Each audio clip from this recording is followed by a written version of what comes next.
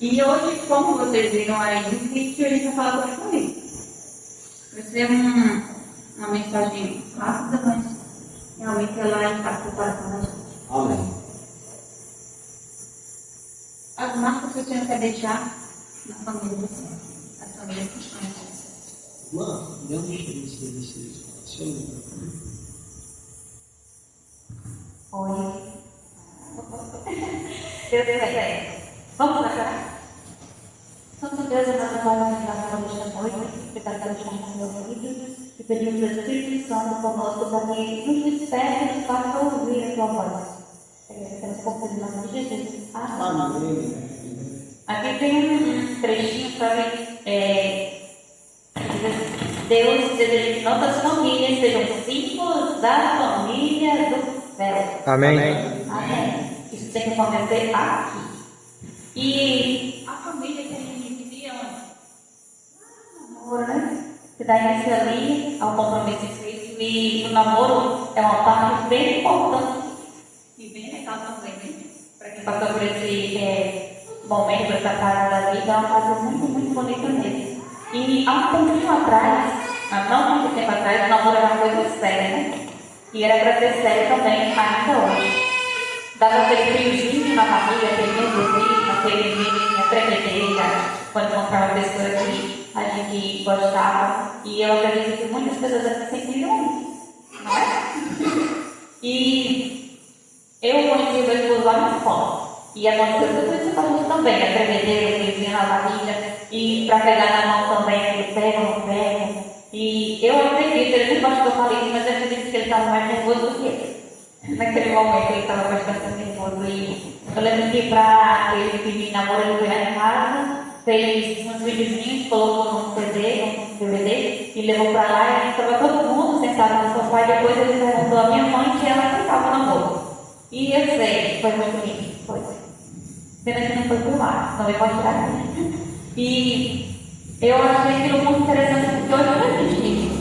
Não existe mais essas coisas, as coisas se perderam no tempo e se a gente for voltar um pouquinho lá no passado, para namorar com alguém tinha que fazer o quê? Pedir permissão aos pais, né?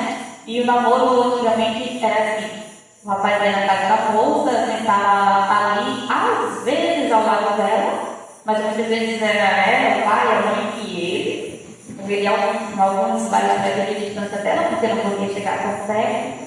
E ele ia ali conversar com os pais, os esposos, e o namoro deveria ser assim.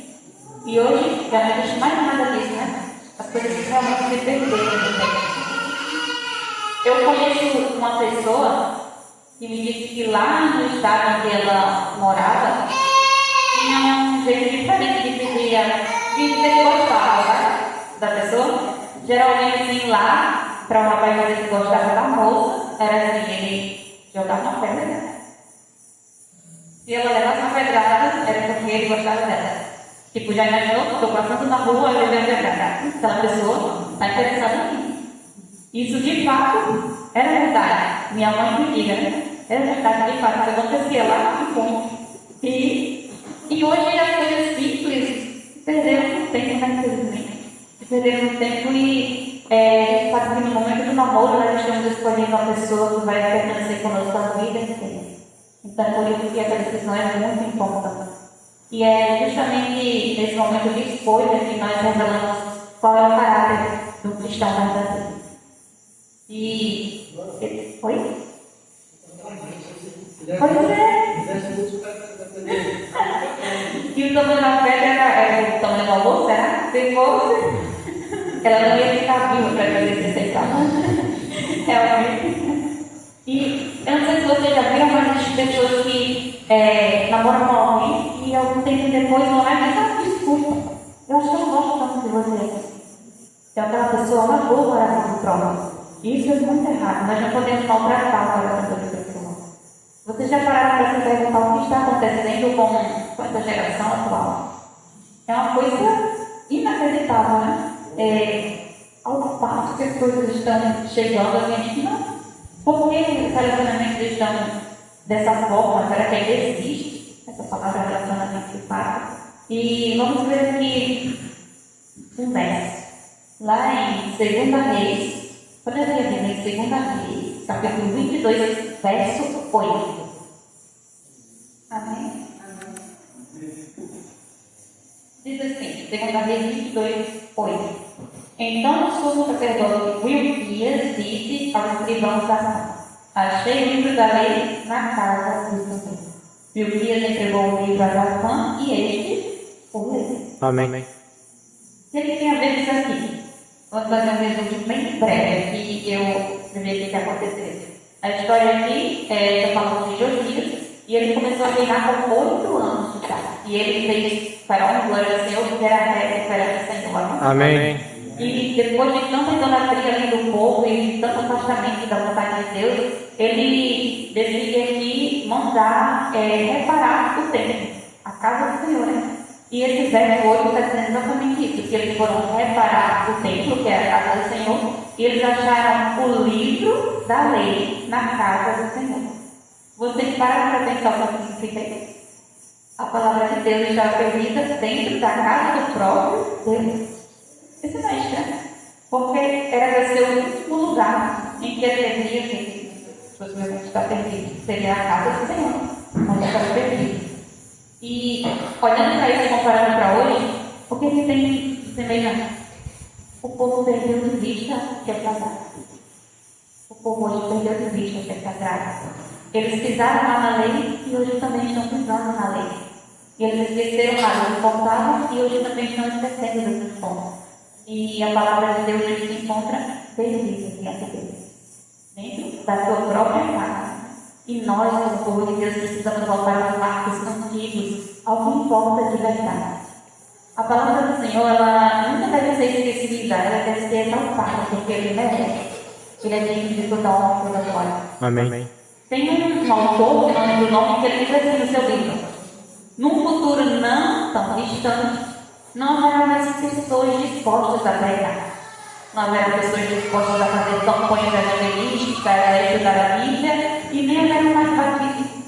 E ele também diz assim: a pregação do Evangelho e a missão vão estar na mão. E ele diz o motivo disso. Ele diz que é porque as crianças e adolescentes estão perdidos, sem rumo e sem direção. E ele continua dizendo assim, que as crianças e adolescentes estão perdidos porque os pais estão perdidos. Não é algo bem impactante, bem forte. Os pais estão perdidos e, consequentemente, os filhos estão perdidos. E o mais impactante para mim é entender que esse futuro que ele falou lá atrás é hoje. Esse futuro é hoje. Porque os pais não estão, infelizmente, orientando. Nós temos aqui 2 imagens. Será que vocês conseguem ver a diferença entre elas? Tem uma bem clara. Duas famílias ali, a mesa, mas aquelas ali estão próximas fisicamente, mas mentalmente não, né? O que elas têm na mão? Isso. Aqui tem risos, ali os risos não são dos pais todos. E essa é a realidade da família hoje. Deus não está nascendo e eles nem se relacionam mais entre si. Infelizmente, está acontecendo muito. O Senhor não se agrada com a família junta, mas ao mesmo tempo separada. E se a gente fazer uma viagem no tempo, se fizermos agora uma viagem no tempo, nós vamos lembrar de umas coisas bem interessantes. Olha só. Antigamente, acho que vocês vão lembrar disso, vão lembrar que os pais contavam isso, o pai ia para o roçado e a família inteira. O pai levantava logo cedo, a família toda se reunia e ia todo mundo para o roçado com ele, né? E às vezes nem tinha comida para todo mundo. Um punhado de farinha, um pedaço de rapadura, não sei, qualquer coisa, ou nada, mas eles ainda iam juntos para almoçar. Todos para aquela mesma tarefa, né? E nós em gratidão. Eles estavam juntos e eles agradeciam pelo pouquinho que tinham. E hoje, infelizmente, a ingratidão tomou conta das nossas vidas. E será que a gente lembra de quando a mãe pedia para ajudar a lavar a casa e você ia? Ou até mesmo no momento que ela nem precisava pedir, porque ela já tinha te instruído o suficiente para você saber que deveria ajudar. E hoje, infelizmente, muitas vezes nem se a mãe gritar ou bater a criança não quer ajudá-la. Realmente, tudo está se perdendo no tempo. E A gente não tem ideia do que está acontecendo lá fora, mas é algo muito grande. Será que alguém se lembra de quando faltava energia elétrica e o pessoal se reunia ali na frente da rua, ali na calçada, para conversar, os vizinhos, e as crianças se reuniam para brincar, fica triste, esconde-esconde, né? Todo mundo junto. E acredite, naquele tempo eles não ficavam dentro de casa com o celular. Eles ficavam lá fora brincando. E naquele tempo, quando faltava, todo mundo tinha também eletricidade, né? Todo mundo se reunia, a gente via uns aos outros, olho a olho, não era através de uma tela. E hoje tudo acabou. E as pessoas acham que isso é normal, mas não é normal. Alguém aqui será que lembra de quando não tinha comida e o pouquinho que tinha era uma coisa para todo mundo? E todo mundo ficava satisfeito, né?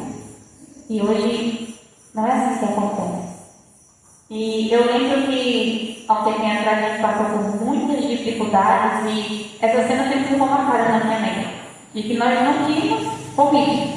Nós não tínhamos, passamos fome literalmente. E eu acho que eu deveria ter uns 8 anos de idade, não sei mais ou menos isso. E a gente não tinha comida e era um privilégio todo dia cuscuz com ovo. Não era um garrafa cheio de cuscuz para encher a barriga, não, era só um pouquinho. Minha mãe fazia ali colocava uma talhada, como ela disse, para cada um. E às vezes colocava até farinha junto, porque aquela cuba ali não ia dar para todo mundo. Eram umas 7, 8 pessoas, para um não dava, mas era só um pouquinho. E tem uma coisa interessante: ninguém tinha o privilégio de comer o ovo inteiro, não. Era um ovo dividido para 2 pessoas. A gente batia ali numa panelinha até ele inchar um pouquinho, jogava ali na frigideira na hora que ele subia, corta no meio, a gente viu, todo mundo comia, satisfeito, todo mundo feliz. E hoje? Hoje não é assim que acontece. Então, onde é que tudo parou? Onde é que foi que nós começamos a não nos importarmos mais com as pessoas que estão ao nosso lado?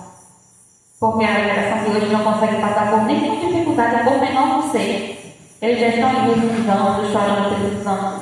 Eles não aguentam passar um dia ou sequer uma hora sem comer, não é verdade? E a gente, há pouco tempo atrás, nós estamos hoje mais fortes. Nós estamos tendo a forma de enfrentar a perseguição, amém? Amém. E realmente, vocês lembram também que antigamente, quando o pai estava conversando com uma visita, uma coisa assim, não se passasse ali comendo na hora, não é verdade?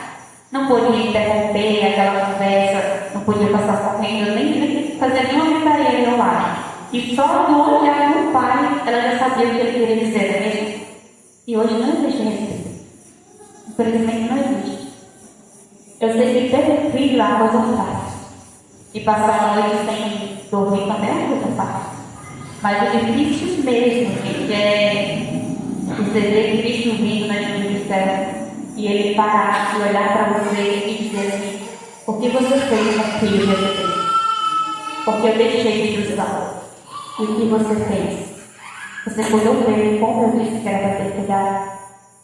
Porque nas dificuldades de antigamente existiam ainda tantas dificuldades, amor, respeito e princípio. E eu creio que princípios são de fato muito importantes. Amém. Então a gente pode parar e concluir que tem alguma coisa errada hoje.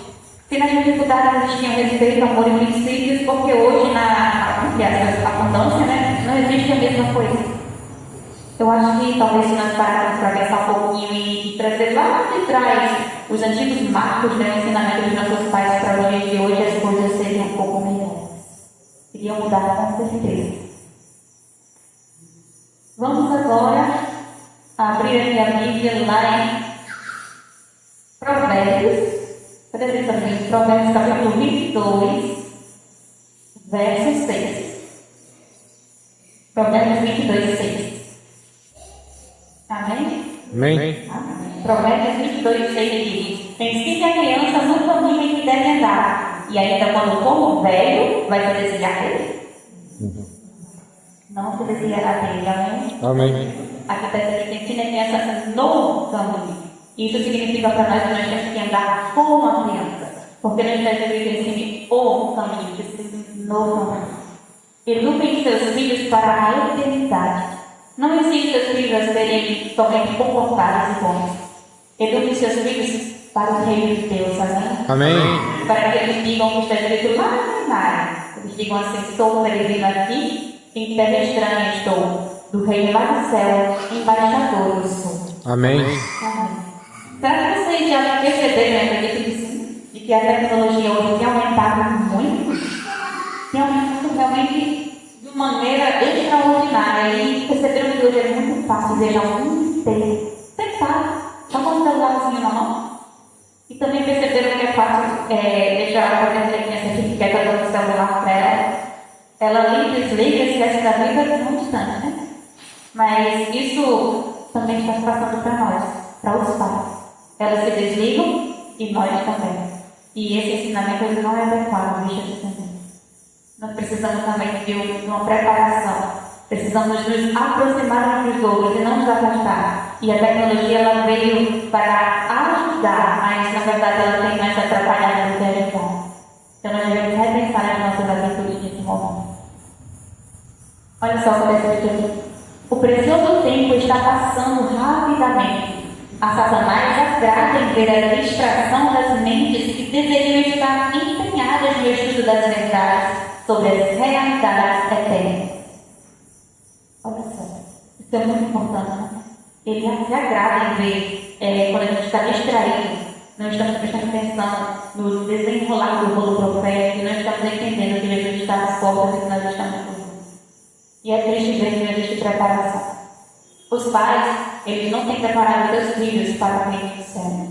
É por isso que aquele autor que eu falei há pouco tempo, ele disse isso, e que essa geração estava perdida. E Cristo hoje nos convida a termos uma real intimidade com Ele, a voltarmos aos princípios, aos marcos antigos. Amém. Mostre que vocês não são apenas mais uma família, e sim uma família separada que está se preparando para habitar nas mansões celestiais. Glória a Deus. Olha só uma coisa que eu achei, e é muito importante. Isso aqui é um artigo que foi publicado lá em 2014, e o título é excelente: Mães Vivas de uma Geração Nova. Você entender o que isso significa? Quando eu olhei o título, eu fiquei assim: será que isso significa? Mas isso aí está falando da história das mães que tiveram seus filhos mortos por envolvimento com drogas, com tráfico de drogas. E eu anotei aqui que uma delas falou. Ela falou assim: quando morreu meu terceiro filho, eu achei que eu fosse morrer também. Então eu comprei uma mortalha para mim. Mas a mortalha que eu comprei foi para minha filha, que morreu de filho. A família dela vinha morrendo uma coisa ou outra. Todos os filhos por causa da história. E ela comprou uma mortalha para ela, quando aquela mortalha veio, serviu para a filha dela. E ela disse: por uma questão natural, a gente espera que a mãe morra primeiro, porque os filhos, né? Porque a mãe não espera isso. E uma dessas mães que fez esse artigo, ela disse que comprou paixão para o filho 5 anos antes dele morrer. Porque sabia que ele ia morrer. E você já tentou se colocar no lugar de uma mãe ou de um pai? É algo que a gente não gosta nem de imaginar, na verdade. Se fosse a sua família, o que você faria? Essa é a realidade da terra. É a realidade das famílias sem Deus. Mas nós temos um Deus que pode todas as coisas, amém? Amém. E se nós temos instruções, nós não precisamos fazer da mesma maneira que o povo vai fora. Satanás está atarefado em preparar planos para o último e tremendo conflito. Ele não está sentado esperando o tempo passar, não. Ele está estudando cada detalhe, porque o inimigo, ele está o tempo inteiro tentando encontrar um jeito de fazer você cair. E é assim que ele trabalha. Ele quer te desanimar na fé, te fazer sofrer, te fazer desistir. Mas Cristo pode todas as coisas, amém? Amém. E em contrapartida, enquanto ele faz isso, Deus luta para te deixar animado, para dizer: filho, eu estou aqui. E a família é o foco central dessa batalha. Porque se a família vai mal, todo o restante vai ser vulnerável, não é verdade? Olha só essa frase. O diabo não tem família, então a meta dele é o quê? Destruir a sua. Destruir a sua. Ele está irado, está com muita raiva, porque ele não tem família. E por que ele não tem família? Porque ele mesmo abandonou a família dele. Porque ele rejeitou fazer parte da família do céu. E é por isso que ele está com muita raiva de cada um de nós, porque ele não tem família e quer destruir a nossa também. E nós não podemos permitir que ele entre no nosso meio. Porque as orientações de Deus são bem claras. Ele diz assim na Tiago 4:7: submetam-se a Deus, resistam ao diabo e ele fugirá de vós. Amém. Notem só que nós precisamos fazer o que? Nos submeter a Deus. Submeter a Deus significa o que? Dar ouvido às suas orientações. E é por isso que Deus nos orienta lá em Deuteronômio, capítulo 6, versos 6 e 9. Abra sua Bíblia. Deuteronômio, capítulo 6, versos 6, do 6 ao 9. Amém? Amém. Diz assim: estas palavras que hoje lhe ordeno estarão no seu coração. Você as inculcará, seus filhos e delas falará quando estiver sentado em sua casa, andando pelo caminho, ao deitar-se e ao levantar. Também deve amarrá-las como sinal de sua mão, e elas lhe serão como frontal entre os olhos. E você as escreverá nos umbrais da sua casa e nas suas portas. Amém. Tem uma frase aqui para vocês refletir. Você tem feito da sua casa um pedacinho do céu ou um puxadinho? Pense nisso. Eu acho que essa frase é muito impactante e merece atenção. O Senhor, o nosso Deus, ele acabou de falar assim para mim nesse verso, que nós precisamos orientar nossas crianças e a nossa família com respeito à verdade. Tirá-las dos enganos e retirá-las também dos enganos para que elas possam trilhar no caminho que nós vamos apontar. Porque Cristo já nos mostrou antes. Mostrar a elas a luz e prepará-las para as nações celestiais. Porque os pais são eleitos por Deus para assumir a maior responsabilidade que um ser humano pode assumir nessa terra. E é guiar a criancinha até o reino do céu. Amém? Amém. Pelo caminho que é correto. Voltem aos princípios e tenham um verdadeiro amor. Ensine os seus filhos sobre Deus, porque o diabo, ele deixa bem claro que se nós não ensinarmos, ele vai ensinar. E ele nunca vai ensinar o que é correto. Então prestem atenção nisso e lembre que eu não vou poder orientar alguém, não vou poder instruir se eu não vou orientar. Então nós temos aqui um manual. Nós temos todas as instruções necessárias para viver aqui nessa terra da maneira correta e esperar o nosso Salvador. Amém? Amém. Tem pessoas hoje aí fora que acham que educar uma criança é dar roupa, brinquedo e celular, sabe? Só que isso não é educar a criança. Educar a criança é ensinar que a criança precisa ter domínio próprio, respeitar os outros, respeitar a casa de Deus, ter reverência, ser bondosa e repartir o que tem. Educar a criança é mostrar ela que ela não é melhor do que ninguém. É fazer ela entender que o propósito maior da vida é amar e servir a Deus e ao nosso Senhor. Amém. E essa educação, esse ensino começa com a Bíblia, orientando ela. Assim ela vai crescer na presença do Senhor. Porque a família é a principal instituição criada por Deus e também é a principal instituição atacada pelo inimigo. E a palavra de Deus diz que se nós não cuidarmos da nossa casa, da nossa família, nós somos piores do que os incrédulos. Isso é muito pesado. Piores do que os incrédulos. Abra agora a sua Bíblia em Josué, capítulo 24, versos 14 e 15. Amém? Amém. Diz assim: agora, pois, temam ao Senhor e o sirvam com integridade e com fidelidade. Joguem fora os deuses que os pais de vocês serviram do outro lado do Eufrates e no Egito, e sirvam ao Senhor. Mas se vocês não quiserem servir o Senhor, escolham hoje a quem vão servir. Se os deuses a quem os pais de vocês serviram do outro lado do Eufrates, ou os deuses dos amorreus em cuja terra vocês estão morando. Eu e minha casa serviremos ao Senhor. Amém. Que seja o nosso desejo, servir ao Senhor. Porque em meio a este grande conflito nós podemos escolher de que lado queremos ficar. E nós já sabemos também qual lado é o correto, qual lado é o vencedor. Os anjos de Deus visitarão com frequência o lar onde é o vontade do Senhor. Que seja o meu e o seu lar. Amém? Amém. Porque o Senhor Jesus está voltando. Amém. Glória a Deus. Construa a sua casa sobre a rocha, e ainda que venha tempestade, ela não será abalada. Creia que o Senhor pode todas as coisas. Amém? Amém. Vamos agora ter um especial, vamos meditar na letra do mesmo e orar ao Senhor para que Ele venha trazer nossa família para perto dele. Amém.